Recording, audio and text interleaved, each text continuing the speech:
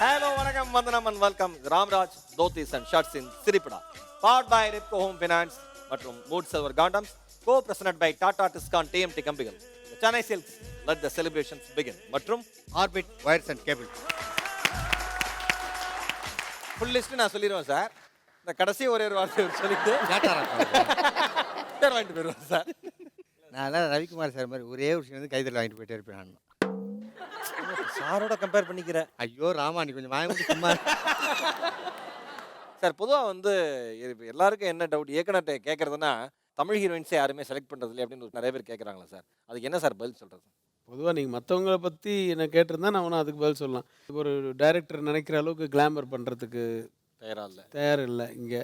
இங்கே இருக்கிற கல்ச்சர் வேறு. ஸோ நார்த் இந்தியன் ஹீரோயின்ஸ் வந்து கொஞ்சம் அவங்க அந்த கல்ச்சர் வேறு. ஸோ அவங்க இதெல்லாம் வந்து பெருசாகவே எடுத்துக்க மாட்டாங்க.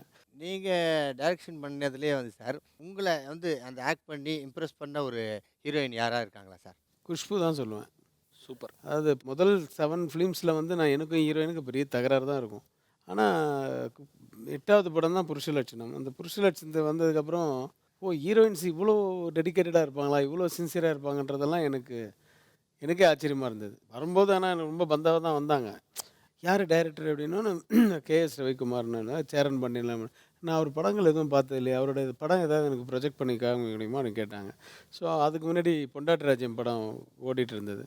அந்த பிரிண்ட் எடுத்துன்னு வந்து அவங்க தனியாக உட்காந்து அந்த படம் பார்த்தாங்க. நல்ல டைரக்டர் தான், நான் ஒர்க் பண்ணுறேன் அப்படின்னு சொல்லி அப்படி தான் வந்தாங்க உள்ளே. சொன்னால் இது அதே மற்ற மாதிரி இதுவும் பிரச்சனையாக தான் ஆக போகுதுன்னு நினச்சிட்டு இருந்தேன் நான். ஆனால் உள்ளே வந்ததுக்கப்புறம் பார்த்தீங்கன்னா குஷ்பு வந்து டோட்டலாக வந்து வெரி மச் டெடிக்கேட்டட் ஆர்டிஸ்ட். ஒரு ஃபார் எக்ஸாம்பிள் பார்த்தீங்கன்னா நல்ல ஒரு 103 ஜுரத்தில் நான் அந்த கோலவிழியலம் ராஜகாலியம் அந்த பாட்டு இருக்குல்ல, அந்த பாட்டை வந்து எல்லோரும் அந்த குடத்தில் இருக்க தண்ணியெல்லாம் ஊற்றி அந்த உருண்டெல்லாம் போக சொல்லி பண்ணோம். அதெல்லாம் நடிச்சிட்ருக்கு. மறுநாள் வந்து வாங்கன்னா இதை வந்துடுறாங்க. ஏன்னா கூப்பிட்ட உடனே வருவாங்கன்னா வர இல்லை சார் இப்போ வந்துடுவாங்க சார். அப்புறம் அந்த அசிஸ்டன்ட் சொன்னாங்க ஃபுல்லாக, சார் அவங்களுக்கு ஜுரம் சார். அப்புறம் மாமா அப்படின்னு சொல்லி தொட்டால் அப்படி கொதிக்குது. வேணாம் பேக்கப்னு சொல்கிறேன். இல்லை சார், இல்லை பாவம் சின்ன ப்ரொடியூசர், நம்ம பண்ணி கொடுத்துலாம் முடிஞ்ச வரைக்கும். அதுக்கப்புறமா அதே ஈரத்தோடையே அந்த பாட்டை முடித்து அதுக்கப்புறம் ஈரத்தோடையே கிட்டத்தட்ட ஒரு 4-5 நாள் ஃபுல்லாக அந்த ஈரத்தோடையே தான் இருந்தாங்க. நீங்கள் பார்த்தீங்கன்னா குஷ்பு வந்து எந்த பீரியடில் இன்னை வரைக்கும் ஏதாவது ஒரு ஃபீல்டில் தலை காமிச்சிட்டு தானே இருக்காங்க. அதே மாதிரி உங்கள் படங்களில் வந்து நிறைய காமெடி சீன்ஸ் வந்து இன்றைக்கும் பார்த்தீங்கன்னா உங்கள் படத்தில் வந்து ஏதோ ஒரு சேனலில் பார்த்தோம்னா சிரிச்சிட்டே இருக்கும். ஆனால் வந்த ரிஜிஸ்டரான காமெடியாக இருக்கும். உங்களுக்கு வந்து இன்றைக்கும் இந்த காமெடி சீன் ரொம்ப நல்லா எப்பயுமே எனக்கு பிடிக்கும் அப்படின்னு எது நினைப்பீங்க சார்? ஆக்சுவலாக வந்து ஸ்பாட்டில் நம்ம எழுதின டைலாக்கு அப்புறமா எடுத்துகிட்டு போய் ஸ்பாட்டில் பண்ணும்போது அங்கே டெவலப் பண்ணுவோம் தெரியுங்களா? ஆமாம் சார். அதுதான் நிறைய இருக்கும் யூஸ்வலாக. இப்போ வந்து ஃபார் எக்ஸாம்பிள் வந்து நான் எழுதும்போது முன்னாடி பின்னாடிங்கிறது ஒரு 4 இடத்துல தான் வந்திருக்கும்.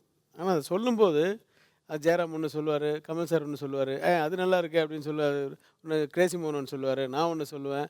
இப்படி பார்த்தீங்கன்னா ஒரு 10 இது வந்துடும் அந்த ஸ்பாட்டில். ஸோ அதை லிங்க் பண்ணி இது போதும், இவ்வளோ ஃபுட்டேஜ் இதுக்கு போதும்னு சொல்லி பண்ணுறது இந்த பஞ்சதந்திரத்தில் அந்த சீக்வன்ஸு.